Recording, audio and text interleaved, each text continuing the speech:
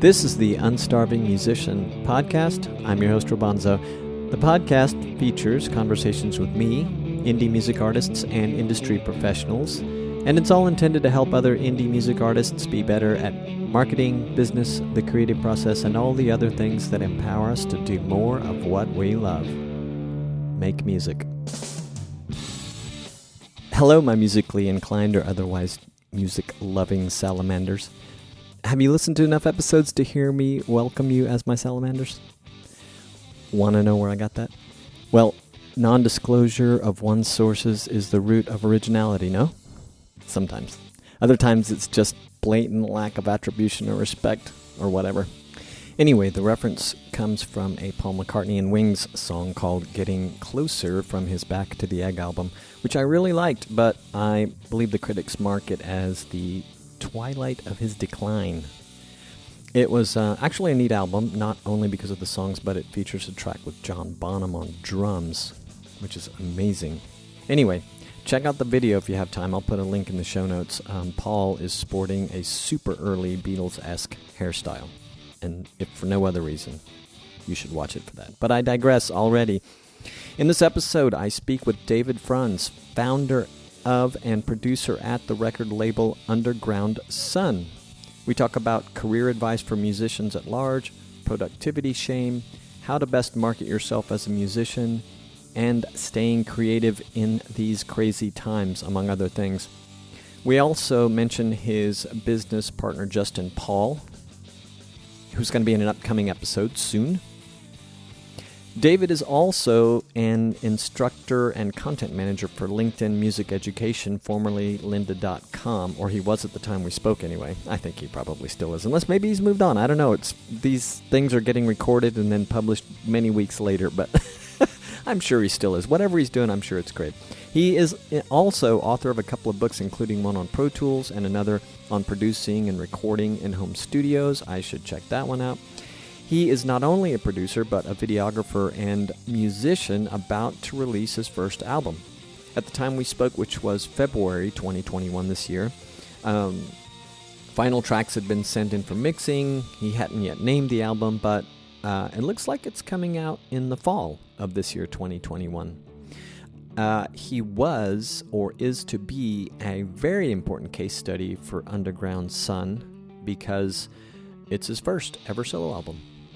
It was really fun to talk about this because I had just released my first single and was working my way up to the follow-up, which is called New Gods Part 2, which you can find on all the popular music platforms. You can also get direct links to some of those services at my artist website, robonzo.com. Hope you'll check that out, and if you do, I hope you like it. But yeah, it was great talking to him about this. We were virtually in similar shoes with some minor differences, but, embarking on this journey of publishing music of our own for the first time. And our speaking time went really fast. He's a fun guy to talk to. Very nice. I hope we'll be back in touch soon. Here's me and David Franz. All right, man. So you live in Southern California? I live in Ojai, California. Yeah, it's just a little north of LA by about an hour and a half. Okay, thanks for that, because I was going to ask you, where, how do you say Ojai and where is it? Ojai, yeah. It's a little town. It's a magical little town. It's kind of an escape for LA folks.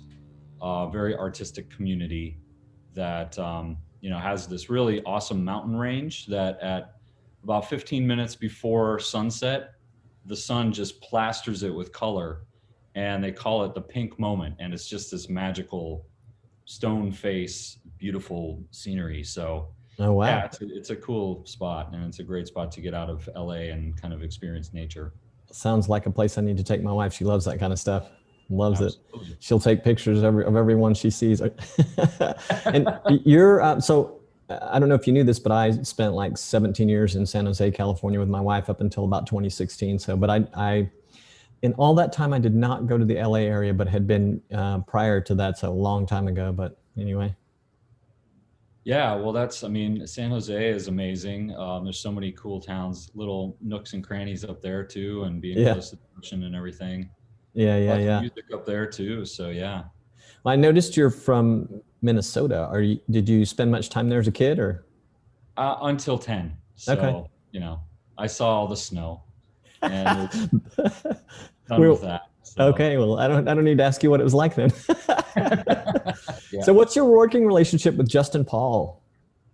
JP, we met on a music video shoot a long time ago. I hired him to be the DJ on the music video shoot. And since then, we've become really good friends. We started a little imprint record label called Underground Soul, which is sort of an offshoot of my kind of bigger record label, Underground Sun.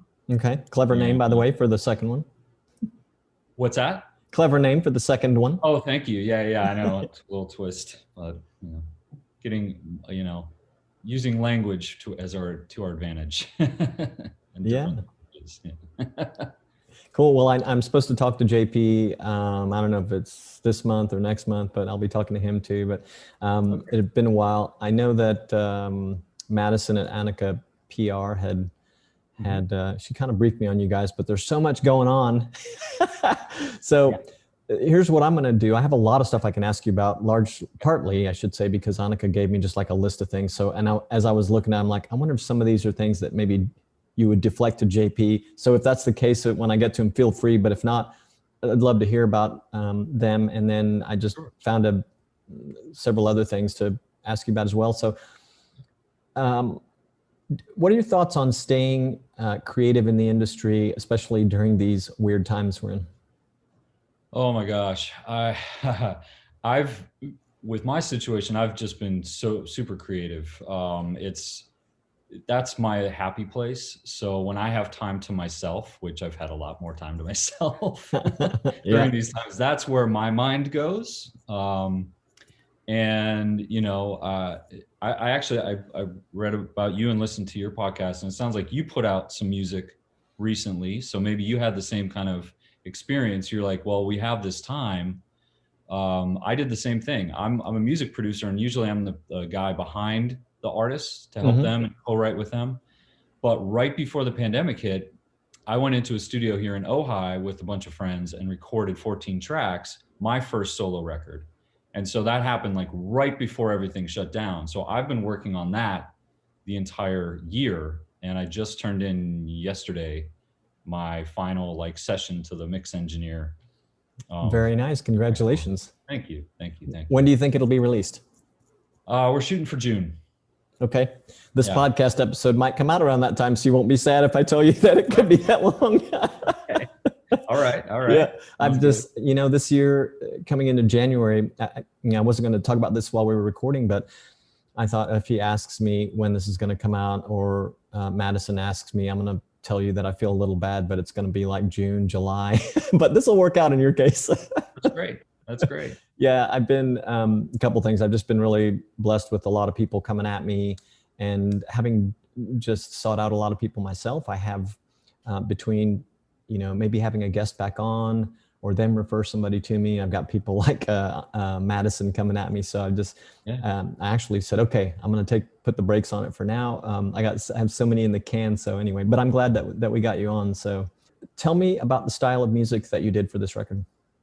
This, I call it desert soul. It's rock, but it's based in yes. Yeah, love it. Yeah. Well, I know. Yeah, you're a big rock fan, and it's like that's sort of my roots. But it's more blues based. But you wouldn't really call it blues. I like Tame Impala, Black Keys, James, kind of that. Like there's psych rock to it. It's I wrote a lot of the songs in the desert in Joshua Tree area. Sweet. So I try to embody that spirit. There was a breakup that happened that I kind of tapped into. And so there was a lot of emotions to tap into and to kind of release for this. So cool. Well, I mean, it's nice that you're able to use that. I hope it wasn't all super hard leading up to that point, but yeah, I said cool, but maybe it wasn't.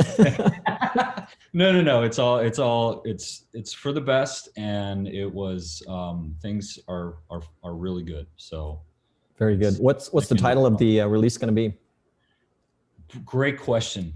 In fact, we haven't even decided. I'm collectively pulling from my people what the name of the artist is going to be. So it may be my name, but I'm kind of wanting to separate it and take on a pseudonym for it. So Yeah. future me in this episode will have decided by then. All right. Well, I look forward to it. If there's any chance of hearing any sneak previews, please ping me on that. I'd love to hear what you're up to. It'd be great. Oh, cool. Yeah, I will do that. Thank you. Yeah, for sure. Okay. Okay, how about this one? I know everybody's got a lot of opinions on this. I think yours are pretty valid. You've been in the industry, from what I can tell, for quite a while. But what do you think right now is the best way to market yourself as an independent musician? Yeah, I was wondering if you were going to ask me that. See, I gave you the option to deflect to JP if you want. Well, no, I mean, because this is so near and dear to my heart. I work with my artists on the label every day. And obviously I'm coming to it for my own project now, starting from scratch. So I'm really looking forward to kind of like come back. Like we should have another conversation in 6 months that'll come out in December that we'll talk about starting from scratch and from zero. So I'm lucky. I mean, I have some team members on board. So I have some PR that's helping me with the label. I have a branding company that's helping me with the label. All of that's going to help out.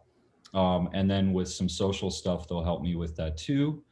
So it does help to have a team, and that's what a label can do for you, whether it's a small one, a one-man show, a one-woman show, or a team. So that to me is sort of my safety net and my thing that I'm hoping will help, like, because everybody's on board, like maybe that's my biggest advice, is like getting team members, getting supporters, getting, whether it's, fans that will spread the word and share it, because that's, I think the most important thing is social proof.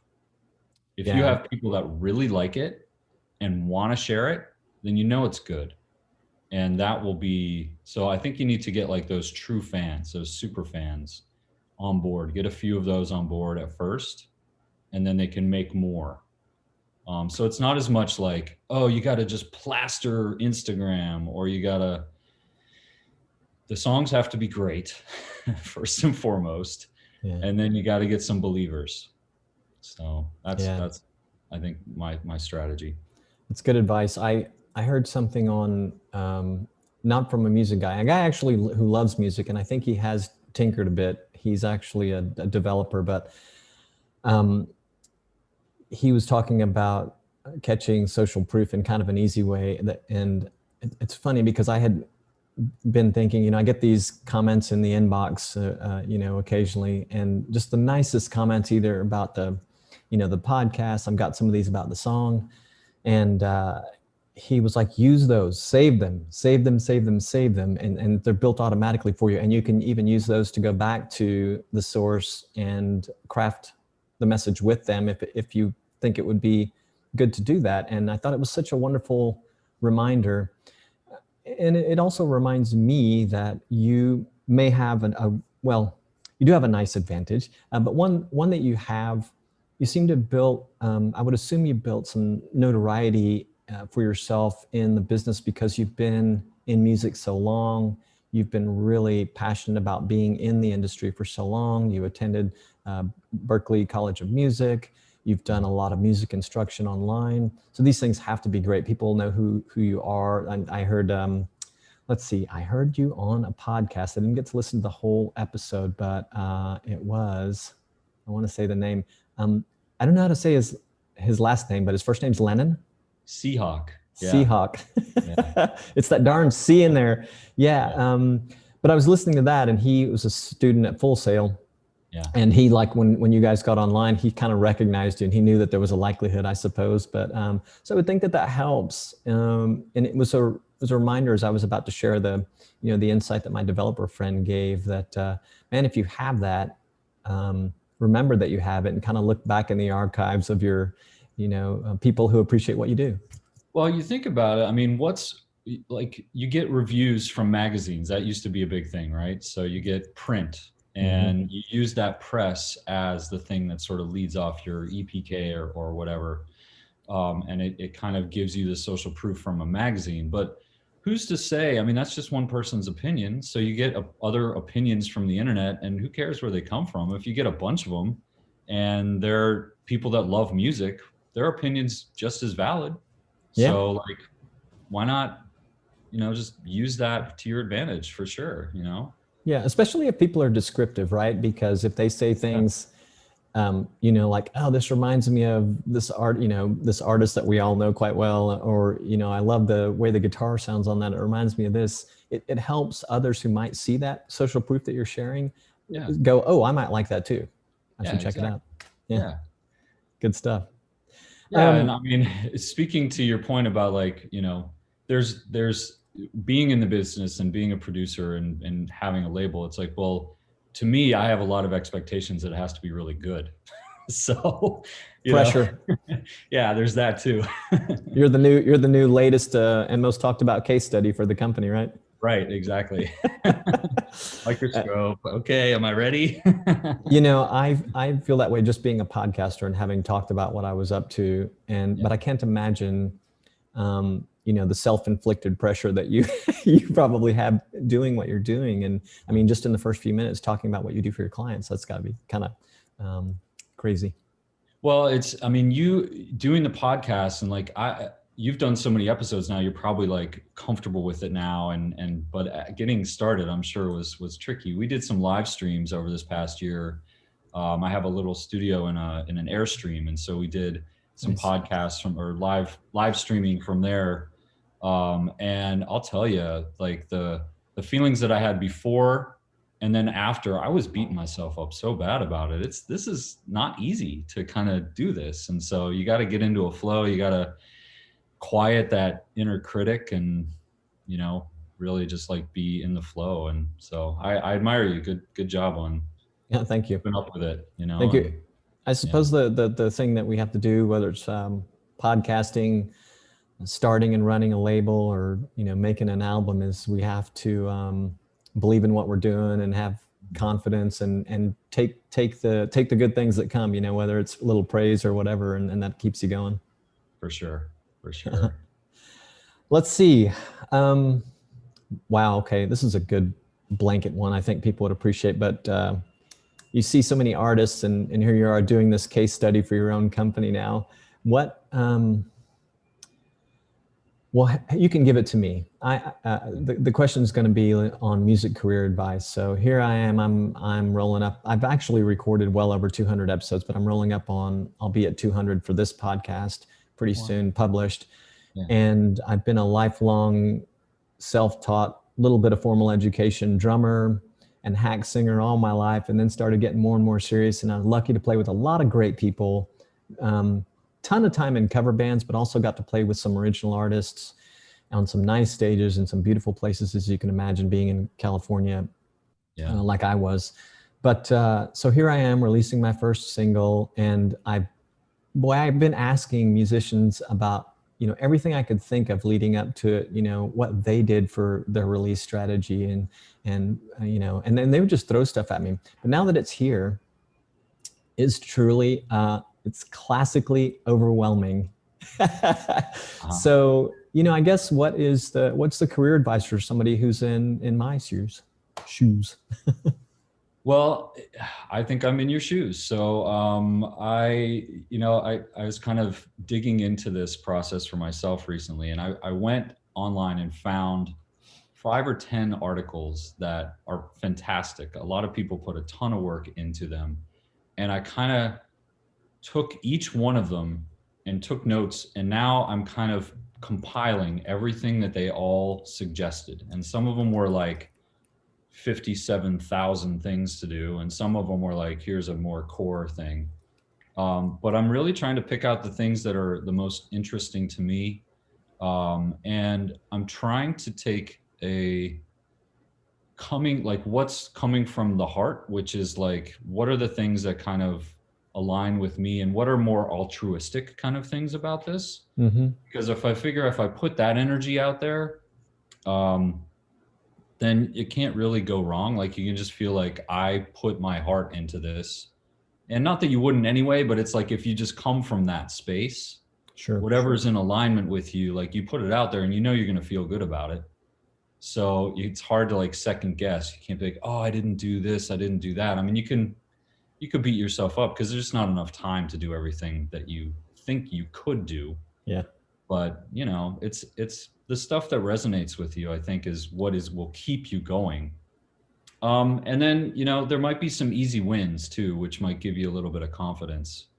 So that might help in your processes to keep you motivated, to kind of keep you rolling with like your own self-promotion, which self-promotion, oh my gosh. I mean, for artists, it's some people are really great at, and other people like myself, that's my worst thing. Like I liken it. I'm like, when I was a kid, I would go into the sandbox and I would make a sandcastle, right? Or like something elaborate. I would get into the design and it'd be awesome. And I'd pull out my Matchbox cars and start to play with it. And I'm like, oh, now I'm kind of bored. You guys, you kids, you can go play with this castle. I'm going to go build another one. And that is like an analogy to what I feel like I do now a little bit, is I'll make a piece of music with an artist, then send that artist on their way. And then I help them a little bit, but that's not good enough. It's not good enough because you got to keep going. You got to help with that marketing. You got to keep pushing. And so that's what I've really been focusing on these past few years, of helping artists build their career as opposed to just putting out an album. So, case study for you, for me right now, you know, Yeah. we should come back in 6 months and see where we're at. I like it. So a couple things. One, I would love to see those articles and share them with my community, if that's something you'd be interested and willing to do. Sure. And then what was the other thing I was going to say? I don't know. Let's move on because it's already gone. But yeah, I know what you're talking about, like with the self-promotion thing. I like the easy wins concept. I guess I have experienced some of those moments. And then lately, I'm just like, you know, it's funny. I got one of the emails I got recently with a guitarist from the UK who ended up doing an interview for the podcast. That'll be out in July. Sorry, June. But he was congratulating me on the release of my single and was talking about doing some, hoping that we could do some things together in the future, because we're both subscribed to this platform called Compose, where there's a lot of online collaboration. And then he says, although I don't know, you do so many great podcasts, I don't know where you find the time to do music. And I just took my hands off the keyboard for a minute and sat back, and I'm like, he's right. So I need to make some space. So I guess that's one of the things, we have to realize. I went through this today too. I had really lofty goals and knew I had more limited time this afternoon than usual. And we kind of just have to figure out what we can tackle a bite at a time, don't we? Yes. And there is a thing, I heard a name for it before. It's like productivity shame. Yeah, exactly. I have that. Yeah, where you put a to-do list of like 62 things on a day, and you get through 7 of them, and you're like, I feel bad about myself. But we gotta give ourselves a break. Yeah. It's true. I actually had that moment, I guess in the late morning or maybe around lunchtime, telling myself, admitting I'm not going to get it all done today. Just pick one and get that done and be good with it. But my productivity shame comes in the form of, at the end of the day or the next morning, it's like I didn't do enough the day before. It's just terrible, right? It's terrible. Yeah. I'm lazy. So I'm lazy. No. Yeah. So when did you start Underground Sun? Early 2000s. Okay. Wow. Yeah. 2001, 2002, somewhere around in there. Are you kind of you mentioned a short while ago that in the last few years, you're trying to really follow the artists on a longer path. Yes. Is that a particularly big transformation that you're going through, or is it just one of many that you've had along this path that's been several years now? It's definitely one of many. Boston, when I was in Boston, that was when I started Underground Sun, and that was more of a production house. And I would just kind of help people make albums, and I wouldn't do anything beyond that. Once I moved to Los Angeles and Venice in 2009, I kind of turned it into an artist development company. And that's when I started adding on, helping make music videos, helping with crowdfunding, helping with music licensing, and had some good success with an artist named Ioka. Then we got some really good placements, which ended up and did some great music videos, which took off. One of them went super viral, has 100 million, 150 million views or something like that, Simply Falling, the song, which led to touring the world. And then that sort of just snowballed for a little bit. And that was able to teach me a lot about what was working, what wasn't working. And so I started applying more and more to that. Finally, when I got up to Ojai several years ago, I kind of said, well, we've grown beyond an artist development company. Now it's like an independent record label where we're even more involved in certain things. And we're able to do other kind of deals too, where initially with the artist development company, I would start, day one, co-writing with all the artists. So, which I love, that's my favorite thing to do in the world. Wow. Producing the songs and starting from the very ground up. Once it became the independent record label, it could take on artists that already had finished records. So I wasn't involved with that. And that's the only way that I could scale, because I can't keep writing and producing and doing all this stuff with every artist. The time just goes way too fast and I get too deep into the project. So to be able to scale the record label up, I have to be able to bring in projects that are already done and then try to help elevate everything. Cool.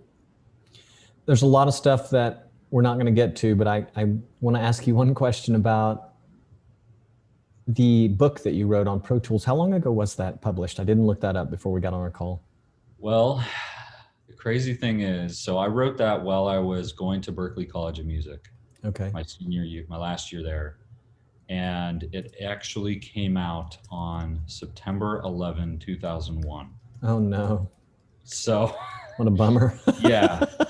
And that whole day, obviously that day is horrible. And I actually was supposed to be, I almost was on the first flight, by just one click of purchasing a button or purchasing a ticket. I was one click away. So that's a whole nother story for a whole different podcast, but I still, I'm like, yeah. It still gets me. All I'm saying is from that day on, bonus time for me. So I'm super grateful.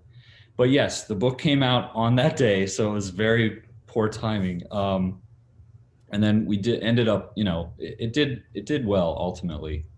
It was the first book about Pro Tools, so kind of first to market, and that was pretty lucky timing.